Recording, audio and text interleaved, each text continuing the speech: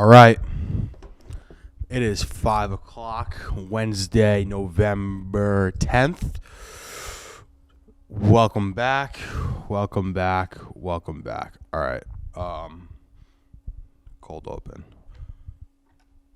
We're back. Empire's Finest, episode 20, week 10 of the NFL season. But more importantly, episode 20 shows. It's been 5 months. I think it was over 21 weeks. We might have missed 1 week. That was it. Empire's Finest. I honestly can't believe we made it 20 episodes. I didn't know what was gonna happen. It's been a fucking crazy 20 episodes between here, Zoom, sick, whatnot. But no matter what it is, it's the two of us. It's me, Adam Krieger. My right, still your left. The man, the myth, the legend, Anfon One. Fon, what's going on, buddy? Same shit, different day. I kind of want to forget that week 9 happened. There's been like at least 3 times this season I've been like we had an extra week this season. Like, this week doesn't count. Eventually, I'm gonna run out of weeks that don't count. I actually had my best week in terms of pick'em wise. Nothing really crazy. We'll get into the games a little bit later. A lot going on in the sports world. A lot. Last week we recorded kind of early, and we just the news just broke about Rodgers, and we literally ended the show by saying when the spread jumped to 7.5, hammer the Packers. We were right about that. But like, the fallout of the Rodgers thing has been fucking insane. I think is he back this week? Possibly. He said on Pat McAfee's show that he could be back, but he's not sure. Yeah, I mean, I would think that because Russell Wilson's back. Oh, yeah, Russell so the line, I figured if it would have been Russell Wilson versus, Jordan Love, would have been Seahawks minus like 6.5, something like crazy like that. I saw still Packers at minus 3.5 dogs. So I'm assuming Rodgers is back. It's been a weird few weeks for sports media. I don't really have a comment on the Rodgers thing. The only thing that I thought was really, really funny from that first McAfee interview was when Rodgers was like, yeah, like I've trusted I've talked to my good friend, whatever. And my now good friend, Joe Rogan, and McAfee just like barely able to hold back fucking laughter. Just because, Rodgers is, obviously the one, you don't do much media. He gives him and McAfee are friends. He's always on McAfee show. I think he goes on once a week. He doesn't want to lose the Rodgers interview once a week. McAfee don't want to risk that, but like when he said, my good friend Joe Rogan, he went like, McAfee like covered his eyes. He was fucking grinning, covering his mouth. It was just one of those like, just all time like funny moment. Just, yeah, like. That's what we're listening to for medical advice now is Joe Rogan. No, that we're not listening to him for medical advice. We're not listening to him for medical advice. And that's probably, I know some people would consider that non-political, whatever. That's probably as political as we're going to get over here. But it was a fucking crazy week in the sports media world. And I guess before we get into like sports, we'll just, we're a New York sports podcast. We talk a lot about gambling. There was some news that came out yesterday. Big news. So it's probably about a few months ago now. New York voted to legalize mobile sports betting, but New York, of course, like all fucking dumbass places, has to put their fingerprints on it and fuck it up somehow. So they were, they had to figure out who gets the bids, who's allowed to operate, the FanDuels, the DraftKings, the MGMs, the Wins, all these places. So New York is getting books. We're getting DraftKings and FanDuel. And we're getting DraftKings, FanDuel, BetMGM, and there's one other. I think we're getting Win. I think we're getting Win, which Caesars. And Caesars, but we didn't get Penn. We didn't get the one that no Penn, no Barstool, and which is the one that Jay-Z does. Jay-Z's backs. I'm pretty sure MGM. No. No. That's Jamie Foxx's MGM. I don't know. JV Smoove, I know is Caesars. Oh, yes. Yeah. So whichever one that Jay-Z didn't get in, Portnoy didn't get in. So Penn's out. Trey asked me to write the story the other day, and I was mad because, I don't know anything about stocks, but I do own Penn, and it's a fucking huge L. And I was like, no, Trey, I'm not writing the story. I'm not like as if my fucking post is gonna influence the stock price. I was like, I'm not doing it. So then he did it anyway. But I was like, principles. I'm not fucking writing that story. I don't want to. You're proud pen holder. Diamond. I'm losing fucking Adam's got diamond hands. 30%. I'm losing 30% of my fucking money as this thing is going in an all-time crash. I mean, we don't have to talk about this right now, but yeah, pen dipped hard. yeah, whatever. Not the time. Sports. Vendetta Sports Media. We're not Vendetta Media. We don't cover other media members. We're here to cover sports. So today was the first day of the GM meetings? For baseball? Yeah. Yes. First day of the GM meetings. No one cares about, well, first of all, there are 29 general managers, I'm pretty sure right now. The Mets still don't have one. You know who went to represent them now, right? Uncle Sandy? Uncle Sandy went to represent the Mets. God, Sandy's really becoming a fucking pain in my tuchus, to steal words from my grandmother. A fucking pain in my fucking tuchus, this guy. I mean, they're in the mix for everyone. The latest I heard was they're in on some guy who hasn't been in baseball since 2017.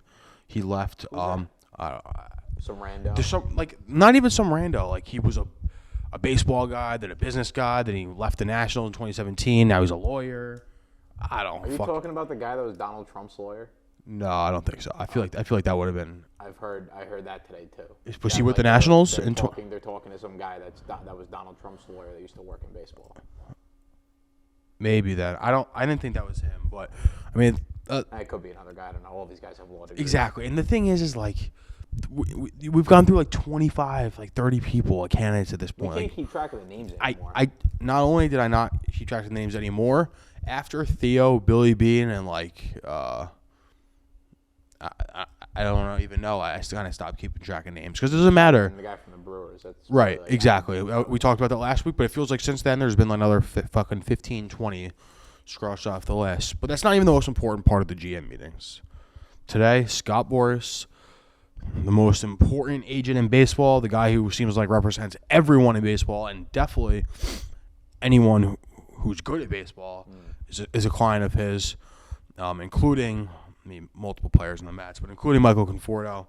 So after Boras ripped the league to shreds about how they incentivize tanking, poor draft, like how, I mean, he makes sense, and he has some valid points where, and I don't know how you fix this in baseball or in any sport, and it happens a lot. Like, tanking is clearly something that gets done. We all kind of like beat around the bush a little bit. Like, no one tries to tank. Like, the players in the court don't want to tank, but if the executives don't want to pay players, you're going to suck, and that's what's going to happen. So Boras was going in about how, we don't penalize teams for tanking, and, you're looking at a team like the Rockies or, fucking the Texas Rangers, guys that they're just teams that just aren't spending money, and they're just able to compete. They're still able to get an equal share of the revenue, all that stuff. So Boras was kind of going in about that.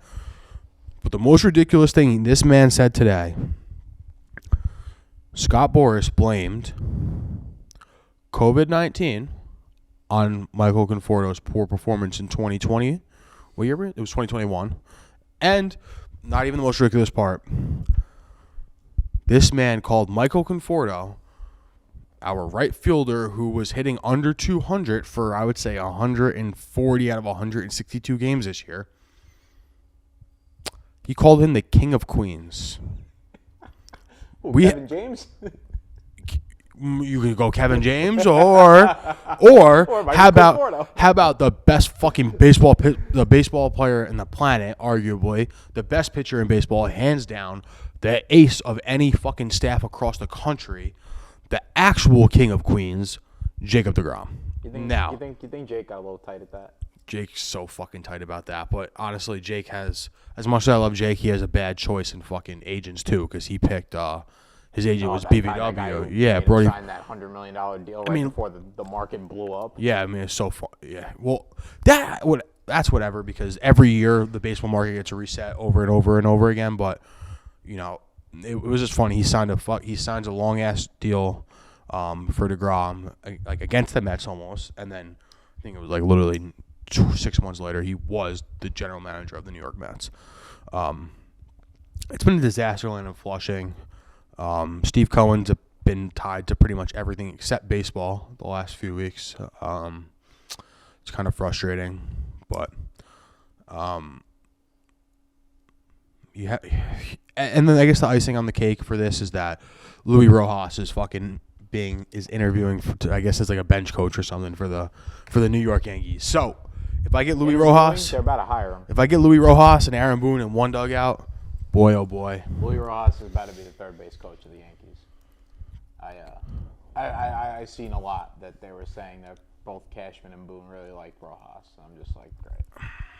I mean, listen, by all accounts, one of my Met friends was trying to talk me into it. He was like, "Listen, bro, he's like, the guy is just not a leader. He can be a third base coach. See, I think he's not a leader. The more we think about it, the more we're talking about it. I think that he is. Everyone loved him. Everyone who, and he played for him, and the Mets he coached throughout the Mets system for years and years. So all these players everyone loved him. But like the only reason he got fired this year is because they spent 103 days in first place and didn't win the division, and then the Braves went on to win the World Series. I mean, obviously he got fired before the Braves won the World Series. Either way, but so he could be a manager. I don't know how important. I don't know how what he does during the game and whatnot. But did you hear on? Oh God, what day was it? It might have been Monday. I don't know if had just so happened to listen. We're listening to Moose and Maggie, but nope, never. What became one of my favorite timelines? Well, what became one of my favorite alternate timelines in New York sports, the multiverse, is Louis Rojas taking the manager job from Aaron Boone and winning the World Series with the Yankees. That's why no one listens to that stupid fucking show. That was one of my favorite alternate timelines. I was just dying laughing. I feel bad piling on because they're they get shit on a lot in Twitter and the New York media world because they're by far the shittiest show on. I mean, hey, they're the 12 to 2. They're the afternoon show. I mean, listen. They ain't Boomer and Gio, and they ain't Carton and Roberts. No. So they're stuck in the middle. And Carton and Roberts is. I don't know if you saw that article. They're fucking slipping. I didn't see the card. They're down 2 full points in the ratings. Case smoked them in the last book. Just crazy. But I'm a Carton Roberts guy. Me too. But I mean, we could talk about New York radio for hours. But I mean, the bottom line is that Carton don't really talk about sports too much anymore. Craig Carton would have an incredible podcast if he did what Kirk Manahan did, or if he went into podcasting, he could uncensor himself. Right. If he did what Russillo did, or any of these guys that you don't need a network anymore. And I really thought that once Carton went to jail, he wasn't going to come back to WFAN because SEC, and especially the way that the world has turned, the sports world, we're so leaning into gambling. Every other ad on WFAN is for fucking whatever book they're promoting. Gambler and recovery. Right, and not only that, he won't do an ad read. There's so much shit going on, and we would have Carton would have been best on a microphone by himself in a room for this for 3 hours. What Francesa tried to do with mics on. There's so many different things, but I mean, Evan was great with Benigno. Evan, I think, actually knows sports. I love Carton. I love Boomer Carton. I like them both. I like him back in the day. I just don't know I don't know. We spent the last show I listened to, I think it was last week. They just spent 25 minutes ranting about how Carton's too negative, and that they were doing a Twitter poll and they were just fucking negging each other. They might have brought up sports once in 20 minutes. I was listening to it on the way over here, and they were arguing about how Carton wasn't going to get Evan three jerseys that he wanted from Fanatics. Right, and they were like, it was like them just pressuring Evan into going to the Jets game this weekend. Yeah, exactly. And Carton himself will be like, yeah, I didn't watch the game. He couldn't even name 5 players in the Yankees the other day. He was talking about Velasquez and all these guys that he was like, he's a pitcher, yada yada yada. So, how did we get there? I don't even know. Runaway train right now. Moose and Maggie. I know. We haven't been in the studio. I mentioned Moose and Maggie is just a runaway freak. I know. We're back in the studio. We got the bright lights, the fucking cameras, the microphones, and we're kind of all over the place. All right, let's get back on track. I I guess my only other huge takeaway from the GM meetings is that other than Boris just like shitting on the Mets and about Kumar Rocker not having a general manager, Michael Conforto, and yada yada yada, is that we're probably not even gonna get a season this year. It seems like they're not even close to striking a deal. Shortened. Well, we're definitely getting work stoppage. Right, when the CBA runs up in December, like 100% work stoppage is not being avoided. There ain't exactly. We're nobody's getting signed before that date. So like, no one's getting signed, no one's getting traded.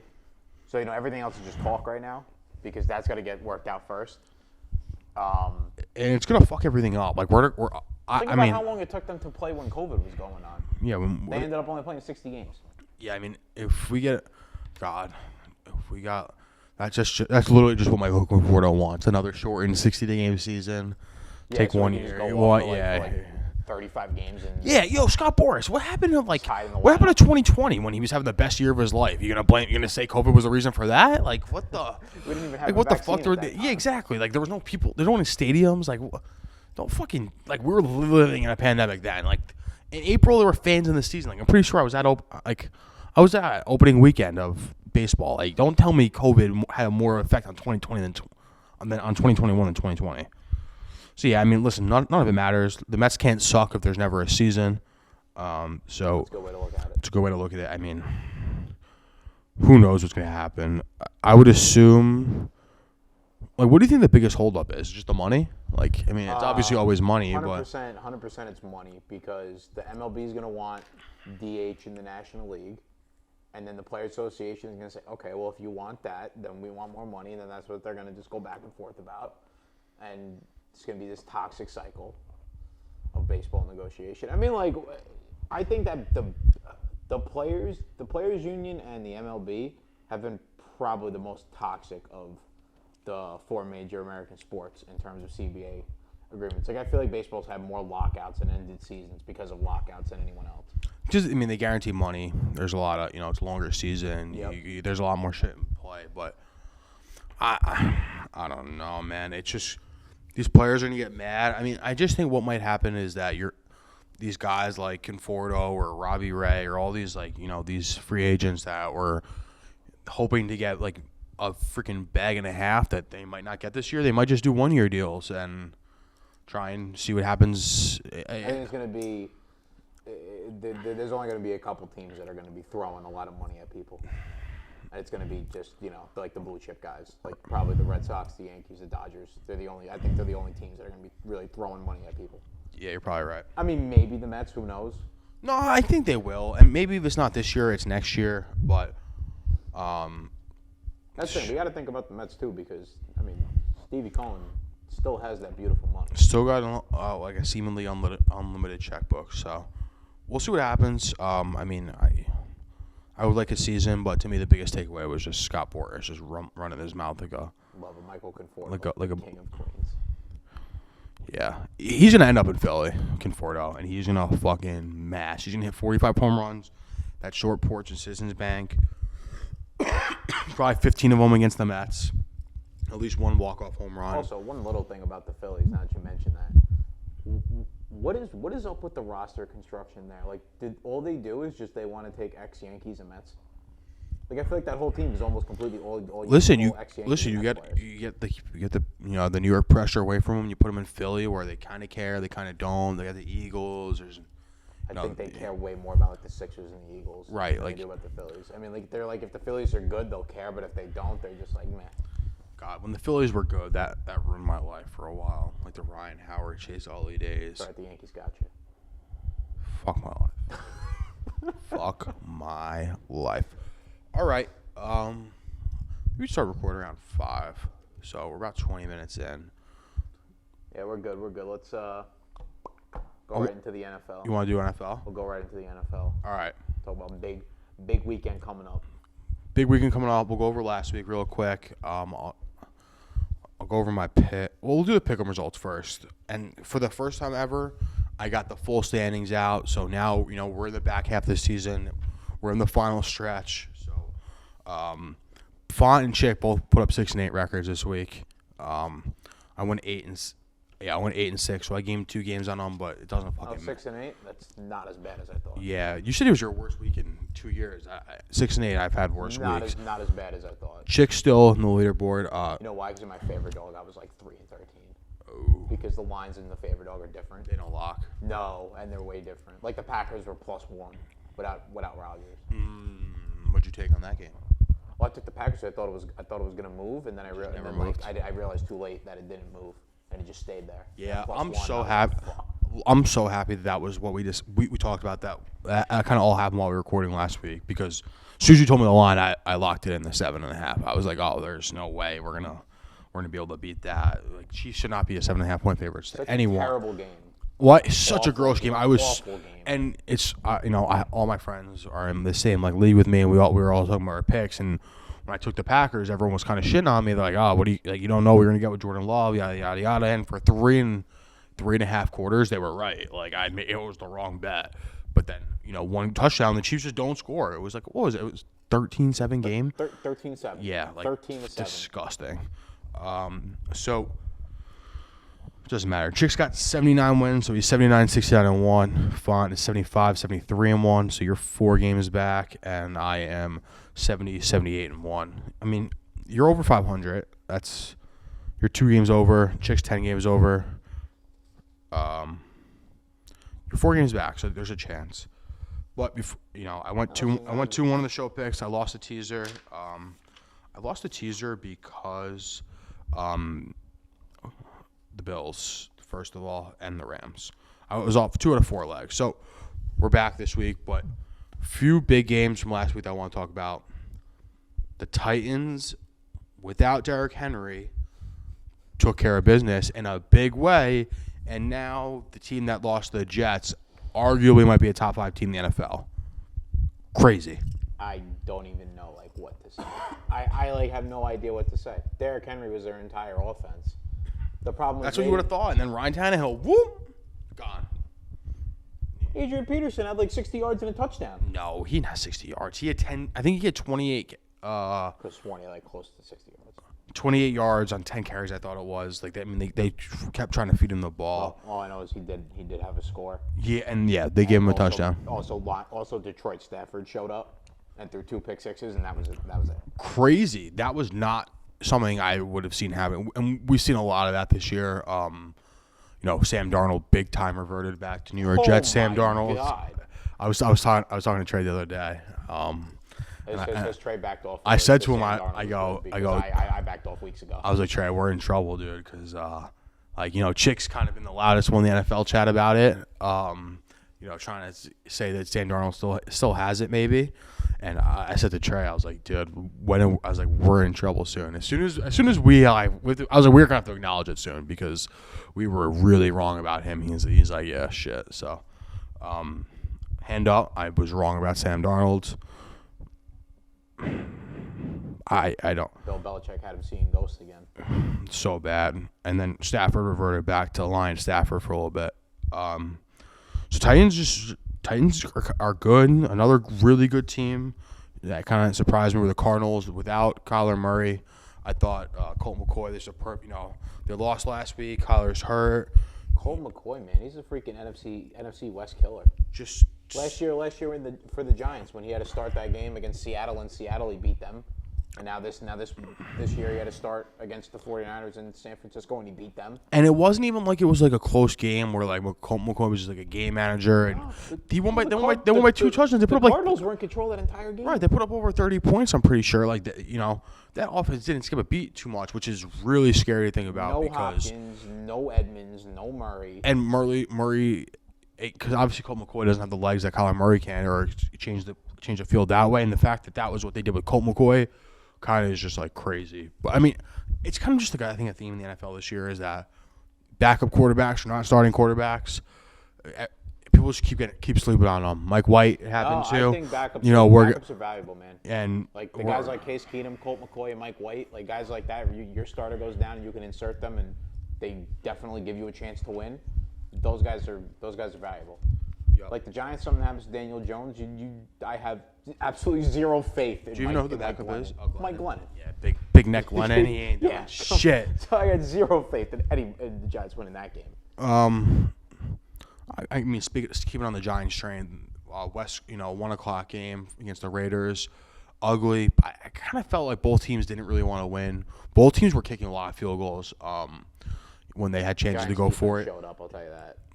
Xavier McKinney. But did they? Finally showed out. Yeah, he had 2 picks, pick 6. How many They got a points? strip sack on the last play. Only allowed 16 points. Was that it? Only 16 points? Yeah, I guess it was a lot of bend don't break for them. A lot of field goals. I thought Rich Pasicki was. They got opportunistic turnovers. That's what really was the key. Derek Carr's hair looked like something I'd never seen before, and that wasn't surprising. You and I both had that in the pick. Anytime a West Coast team that comes I east was on a taking 1 that o'clock. regardless. I mean, you just can't expect, especially after the week. Someone needs to write a book about the freaking 2021 Raiders. How about this Raiders team? And this was going to happen, and they've been through so much shit this year where obviously the Gruden stuff, and then you kind of recover from that, and everyone seems to buy into Rich Pasicki, then the Henry Ruggs thing, and then it's just like one thing after the next. Like that team, and then they got to travel east and play a 1 o'clock and then they game. cut that first round pick because he was flashing guns and threatening to kill people on his Instagram Live. Like That was crazy. People are so fucking stupid, Anthony. Like Brain dead, so no. fucking stupid. Like Brain the more not that we've gotten more information about the Ruggs thing, other than the fact that he was going 147, and on a side street in Vegas. he doubled his and the BAC was double, but Never a better time to say don't drink and drive. yeah, but it's just like the emotional bubble had to burst on them. Like it was time. It's a fucking. I don't know what they're gonna do. I can really see the Raiders going in a free fall from here on out. What were they, 5-2 at one point? 6-2. 5-3. 5-3. No, now they're 5-4. They lost the Raiders. I mean, they lost the Giants. I don't know what's going on over there. And then I guess the last thing from last week is the Browns without Odell Beckham get the job done, take care of the Bengals pretty handily, and it just kind of a circle back to my note last week is that we anointed the Bengals kings too quickly. Oh, absolutely. Yeah. You know what? I will admit to that. I kind of just bought in so much to the LSU QB wide receiver hype. Yeah, those two were. we needed a quick reminder that Joe Burrow is still still a sophomore quarterback. He ain't exactly right. He's a second-year quarterback who played half a season last year because he tore his ACL. So that was like, I'll fully admit my B for saying Bengals are amazing. They still have their flaws. He's still young. They're still a really young team, but they're still good. Just on the Odell and the Browns note, I said this last year. I don't know if it was around this time, whatever. I wrote a post that Baker Mayfield is 100% better without OBJ. And here's why. Because it's just a fact. Baker feels pressure to give OBJ the ball because everybody knows the reputation OBJ has. I don't want to hear how, he's an amazing playmaker and blah, blah, blah. I watched the kid for years. The Giants drafted him. I watched him for years. I said the same thing. I said, give OBJ the ball and let him win you the game. The problem is he's too much of a diva because if he doesn't get the ball, he causes problems in the locker room and then vice versa. That leads to bad seasons. His pops is freaking out on Twitter. Exactly. You need to keep, I fully understood what was going on with Baker because he just felt pressure to get this man the ball. When if he just plays within the offense, they'll do great. Look at that. One game without OBJ, they put up 40. They've been struggling on offense for weeks. Yeah, I'm curious about them this week. He leaves, and it was like a huge weight just got lifted off their shoulders. A few more things about Odell. Him being a fucking pussy and being like, if I go to a non-contender, it's gonna be an issue. Like, dude, you're I guess is Odell the most overrated player in NFL history? I think when he first came in, no. Now, yes. I think he still thinks who he was when he came into the league. And maybe he's not the same. And maybe he has had a lot of maybe he's got those flashes in him. Yeah, and he's always hurt, and there's always something going on with him. But he's not the same guy. He just is not worth the squeeze. He's not worth the issue. It's crazy that the Patriots seem to be in on him the most out of all the teams because he cleared waivers, and then I think they said the 3 or 4 teams. I know Chiefs are in on them, Saints and Packers and Patriots. And Patriots, yeah. I mean, Packers would be crazy because, I could just see Odell just kind of like no routes, no practice. All right, Odell, just run. Aaron Rodgers is gonna try and get you the ball. I'll tell you what, if he goes to Green Bay, Devontae Adams gonna put him in his place. Like this, I'm the number 1 receiver here, bro. Don't get that twisted. Yeah, I don't know. I mean, it'd be. I don't see a way him ending up in New Orleans because. I can't see him wanting to go to New Orleans. No, I don't see him want to play with Trevor Siemian, or even without Siemian. Even if it wasn't Siemian, even if it was Jameis, or even if it was Taysom Hill, like you're telling me any of those guys are going to get you the ball and much more effectively than Baker is. I think if anybody, they might. The Chiefs might throw like a little bit more money at him. The Chiefs are fucking struggling, so they need something. As far as that's concerned, the Chiefs need a spark, and Odell's definitely a spark. I'll say that. Yeah, he's but 100% a spark. Tyrann Mathieu says that the Chiefs fans are the worst and they're never grateful. I mean, imagine what they're gonna think of Odell coming in and fucking causing a ruckus. They're never grateful. They're never grateful. That was insane when I seen that. Insane. All right. I'll go into my picks for this week, and I have 2 for sure, and then we'll talk through for my third pick. I have it narrowed down to 4, so we'll go over this right now. Then I got my teaser. We'll do the picks first. First one I got for sure, Chargers -3. They had a close one last week, probably too close. Small spread they covered. Vegas thankfully adjusted to Chargers lines, and they're not giving them 4.5, 5.5 point favorites anymore. It's been inside of a field goal for the most part, the better part of 2 weeks now. Who are they playing? Chargers. I got them. I have to pull it up. This week. I got you. I think they're coming. They are playing Minnesota. Yeah. In LA. In LA, right? Okay, perfect. So I got Rams -4 as my second pick. I just think I'm just gonna pretend that Rams loss didn't happen last week and move on from there. All right. So those are the 2, and then I have a few more that I'm circling down. Bucks -9.5. I've been kind of back and forth in the big spreads. Bills outright losing to the Jaguars last week. 14.5 point dogs. Vegas fix was in this week 100%. And then the AFC went 7-1 against the NFC last week. Yeah. The only win being the Giants over the Raiders. Yeah, go figure. How about them apples? How about that New York apple? The Vegas fix was in. I didn't. Now this was stupid to me because I did not look at public money last week. I don't know why. Well, actually, I do know why because in my head I was just like, no matter what the public money is with these games, there's no way that these teams are losing. And sure as shit, all of them lost. Cowboys were undefeated against the spread. They got their doors blown off. Disgusting. The Bills couldn't score a touchdown against the Jags. Josh Allen looked like a rookie again. Just purely unbelievable. And the Titans kicked the crap out of the Rams in LA without Derrick Henry. Like wire to wire kicked their ass too. It was not even close. It wasn't even a game. Yeah, so I'm a little bit hesitant laying 9.5 with the Bucks. Lions 8.5, and then Titans -3. The only reason I didn't put the Titans in there is because I have the same idea about the Titans as I did about the Saints last week, the yo-yo team. The Titans have been through a lot. It was a big win for them. They're not getting a primetime game again this week. What's the money coming in one way or the other? I'll tell you right now.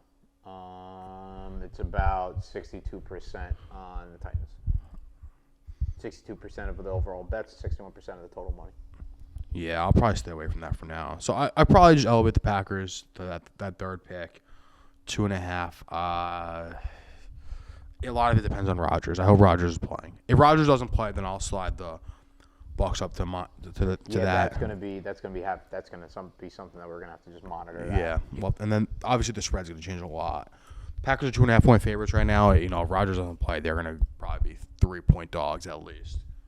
It's like a 6. I'd say. We saw what Rodgers was worth last week. 6.5 weeks, 6.5 points.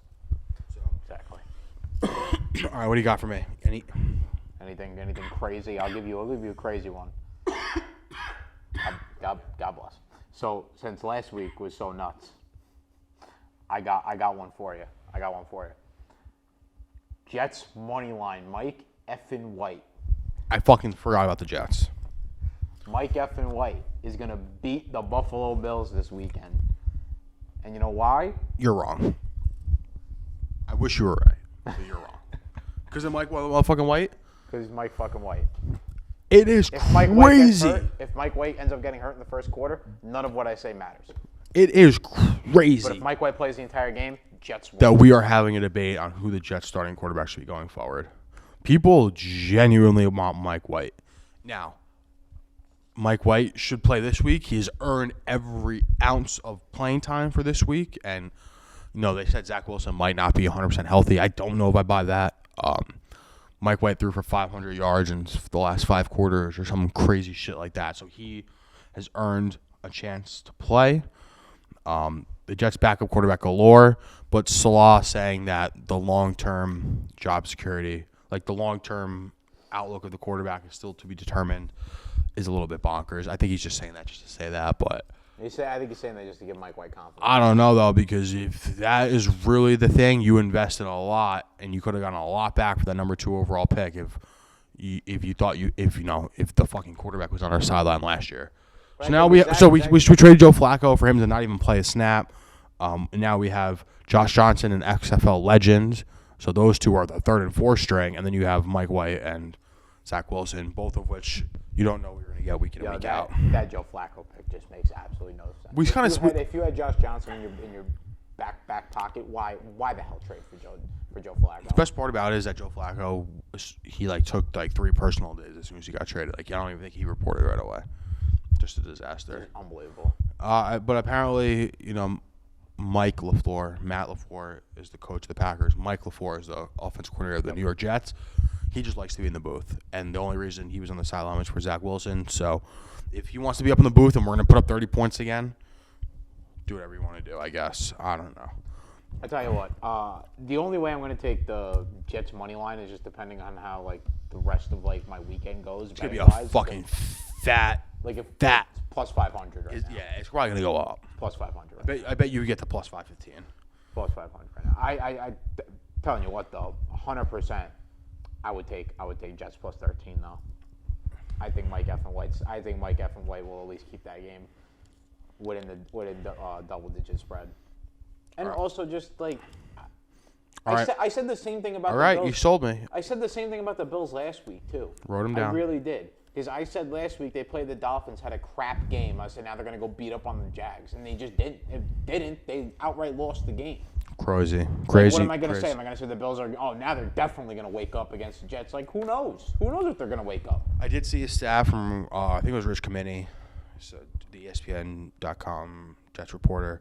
He said the last 3 times the Bills were double-digit favorites against the Jets, they've lost all 3 outright. So that does help your money line stat. I'll get you my teaser, and we'll get out of here. Cowboys -3, Bucks -3.5. The under 51 in Philly versus Denver. You're telling me those two teams? There ain't no way the Broncos put up 30 points. I'll tell you that. And then Raiders +8.5. I do kind of like Raiders money line. Raiders +8.5. No, in the teaser because they're playing the Chiefs. Yeah, Monday night. I would take the Raiders. I would take the Raiders money. Right, Raiders money line. So I'll juice it up. And honestly, you kind of sold me on the Jets +13.5. I might want to put it. I might make another teaser and tease them up to +19.5 and put them in a few ways. So that's that. I guess I don't know if I said this while we were recording, but this is probably the last episode in the studio for a little bit. We got, life's kind of fucking crazy. Coach Kriegs is coming back for the first time since pandemic.